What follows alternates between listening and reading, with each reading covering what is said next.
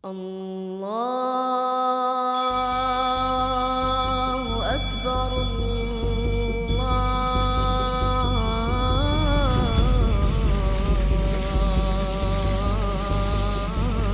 Allahu Akbar.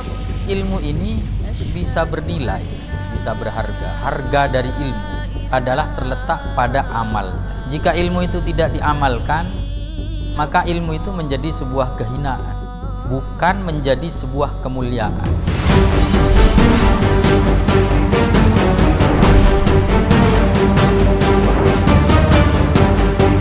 Fokus, berkembang, berpikir hebat, hidup pun terhormat dan bermartabat. Menjadi inovatif harus solutif, tapi yang paling penting stay produktif. Mempersiapkan anak yang cakap, aktif dan tanggap adalah progres awal yang baik untuk masa depan. Sulitnya mengukir di atas batu, gambaran paling cocok untuk anak kecil.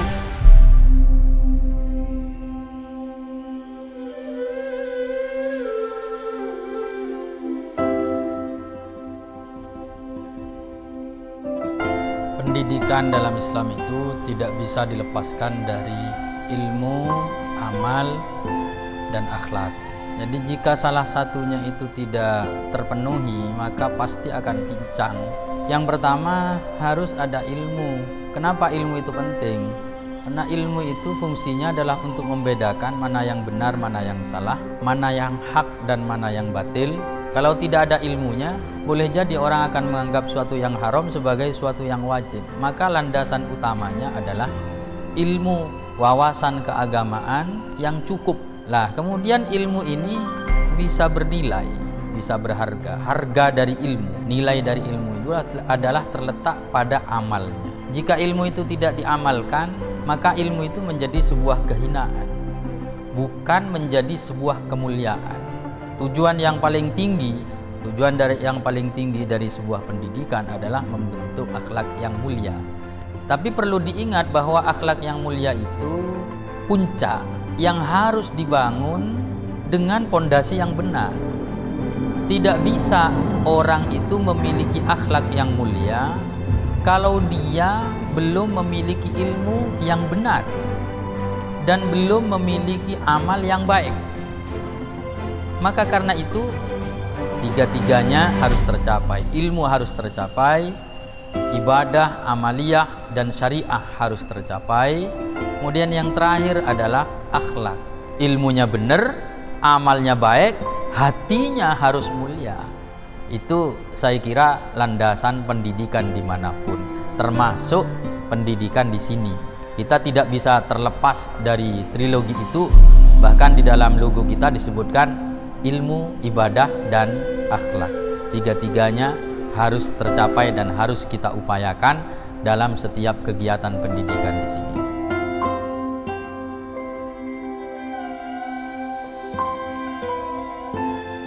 Pembentukan karakter siswa, saya kira sangat perlu adanya internalisasi pemahaman dunia sosial yang dilakukan di dalam sekolah. Karena peserta didik akan berinteraksi dengan guru, staf sekolah, ataupun sesama peserta didik dengan status ekonomi, budaya, maupun golongan.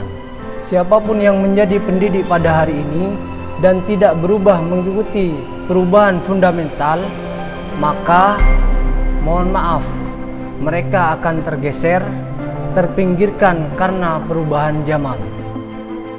Selain ketat dalam ranah kedisiplinan, kami juga giat menekankan pengembangan bakat siswa dan santri, memenuhi kriteria bakat pada umumnya sesuai standarisasi negara, dan terus memotivasi mereka agar memiliki bakat unggulan.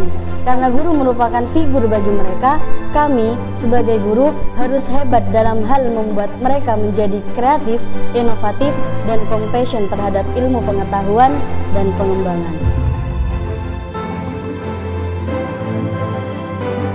Memiliki kualifikasi akademik dan latar belakang pendidik sesuai dengan bidang dan tugasnya masing-masing.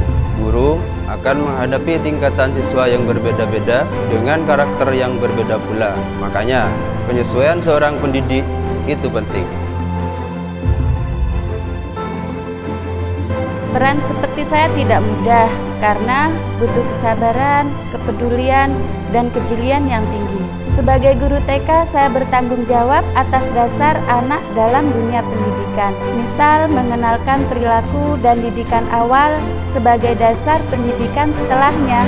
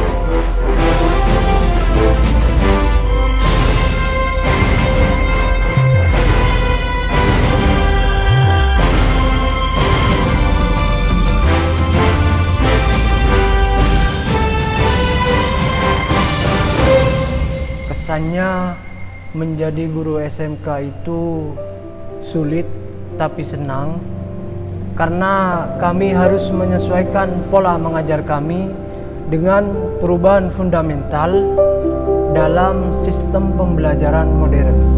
Selama sekian tahun mengajar di lembaga ini, rasanya sulit. Tapi ini tugas mulia bagi seorang guru, berperan dalam membuka jalan untuk generasi muda melangkah maju menjadi lebih hebat. Senang sekaligus menjadi sebuah tantangan bagi saya untuk membentuk karakter siswa-siswi yang berintegritas dan berakhlakul karimah. Awal-awal rasanya selalu bawa emosi. Ada anak yang beginilah, begitulah. Tapi di kemudian saya sadar, namanya juga anak usia dini. Mereka belum bisa memilih mana yang baik dan mana yang buruk. Dan itu tugas saya, bersabar mengenalkan kepada mereka seperti apa harusnya mereka menjadi.